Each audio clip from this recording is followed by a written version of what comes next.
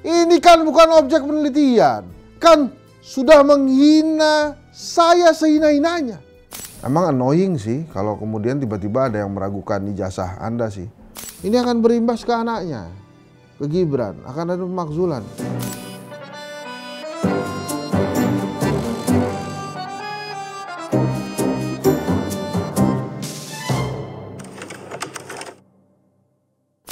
Assalamualaikum warahmatullahi wabarakatuh. Jadi Satgas Kritik minggu ini seragamnya nih. Jadi biru muda seperti seragamnya Pak Prabowo. Oke guys? Sekarang juga dikasih baju baru juga sama Satgas Kritik, tapi warnanya sama. Jadi kelihatan sama ya. Aduh, gimana nih Satgas Kritik nih.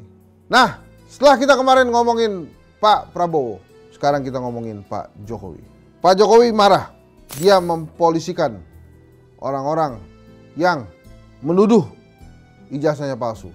Ini emang saya sempat nanya sih, kok lapornya ke Polda Metro Jaya ya, kenapa nggak ke Kapolda Jawa Tengah atau apa ke Kepolisian Jawa Tengah atau Kepolisian Jogja lah, misalnya pas UGM-nya ada kan. UGM kan di Jogja tuh, lapornya ke Jogja atau ke Jawa Tengah kan domisilinya Pak Jokowi, tapi dia ngelaporinnya langsung ke Polda Metro Jaya. Pak Jokowi ini merasa pihak-pihak ini sudah menghina dirinya. Dia bilang begini nih Pak Jokowi. Jokowi menyatakan pihaknya merasa mereka sudah menghina dirinya sehina-hinanya. Ini kan bukan objek penelitian. Kan sudah menghina saya sehina-hinanya. Sudah menuduh ijazah saya ijazah palsu. Sudah merendahkan saya serendah-rendahnya. Emang annoying sih kalau kemudian tiba-tiba ada yang meragukan ijazah Anda sih. Saya pernah membahas sih, harusnya memang kasusnya ijazahnya Pak Jokowi ini udahlah. Karena dia juga sudah selesai sebagai presiden kan. Dan harusnya kan waktu itu memang ada verifikasi faktual tuh. Di KPU Solo, kemudian KPU Jakarta, KPU nasional ya. Saya tahu sih kegundahan atau keresahan teman-teman ini kalau palsu nggak bisa didiamkan. Tapi kalau menurut saya sih, case-nya sih sudah selesai ya. Karena dia sudah tidak lagi menjabat sebagai presiden, bukan lagi menjabat sebagai pejabat publik, jadi ya udah. Itu sih waktu itu standpoint saya. Dan saya merasa bahwa kemarahan Pak Jokowi ini wajar aja. Lantas kemudian ada yang mengatakan bahwa ya udah ditunjukkan saja ijazahnya. Ya kalau kemudian ditunjukkan dan akhirnya memang terbukti ijazahnya tidak palsu, terus apa? Saya pernah bikin polling kan, bila nih ya, misalnya bila ijazahnya Pak Jokowi palsu, walaupun saya tidak beranggapan demikian. Saya kasih 4 pilihan jawaban. Bila ternyata ijazahnya palsu, apakah Pak Jokowi harus mengulang? Pak Jokowi malu, kemudian dunia menertawakan kita, Pak Jokowi mesti kuliah lagi atau apa? Gitu. Jawabannya dunia menertawakan kita. Dan saya ulang lagi ya, cerita ayah saya almarhum tuh Iwan Trikarso, dia bilang, Mas kalau waktu zaman dulu, orang tuh yang penting kuliah, kemudian lulus, dapat kerja habis itu. Jadi jarang kemudian orang yang mikirin ijazahnya. Jadi kalau ayah saya almarhum tuh yakin Pak Jokowi kuliah dan kemudian lulus. Di Unpad ya, alma mater saya di S1 itu juga waktu itu pernah mengadakan pemutihan ijazah tuh. Jadi yang belum diambil tuh, diambil aja ijazahnya. Biasanya kenapa sih orang nggak ngambil ijazah? 1, males. 2, udah kerja, jadi ngerasa nggak perlu. Kemudian yang ketiga, nggak punya uang buat bayar wisuda gitu.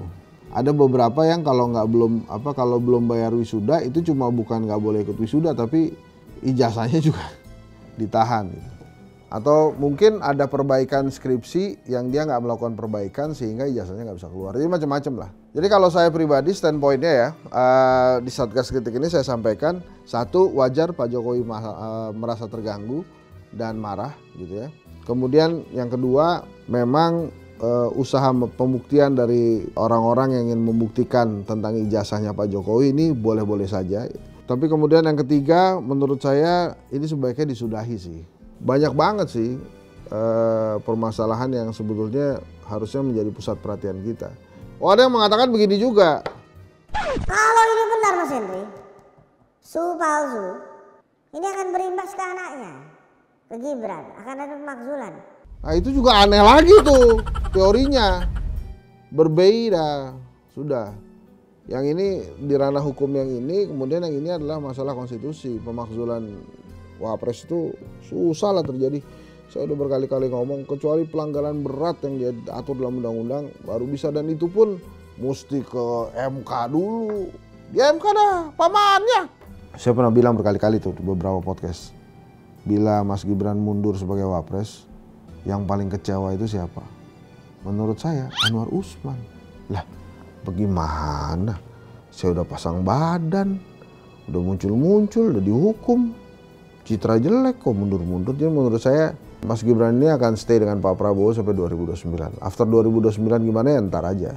Saya sih lebih pengen sekarang pemerintahan Pak Prabowo itu berjalan dengan baik, dengan lancar, sehingga ekonomi membaik gitu. Dolar masih 16.400 hari ini. Indeks saham juga sudah mulai naik 6.800-an setelah terpuruk di bawah 6.000. Harga emas juga sudah mulai kembali normal ke angka 1.900 per gram ya. PHK nih yang belum oke. Masih banyak banget PHK itu. Ntar kita bahas lah PHK di episode yang lain ya, khusus tentang PHK. Jadi kalau menurut saya tentang ijazahnya Pak Jokowi ya segitu itu ya. Iya, ini kan bukan objek penelitian, kan sudah menghina saya sehina-hinanya, sudah menuduh ijazah itu ijazah palsu, sudah merendahkan serendah-rendahnya. Semoga polemik ijazah selesai. Sempat disinggung juga sama Pak Prabowo tuh, ijazah gue disangka palsu juga, aduh udahlah. Ya gitu teman-teman, tetap setia di Satgas Kritik. Terima kasih, saya Henry Satrio. Saksikan terus Satgas Kritik di YouTube TV One News. Pokoknya ada lah yang baru-baru itu pokoknya muncul lagi. Saya udah ya deg-degan juga saya ngomong-ngomong gitu ya. Tapi inilah dia. Terima kasih. Assalamualaikum warahmatullahi wabarakatuh.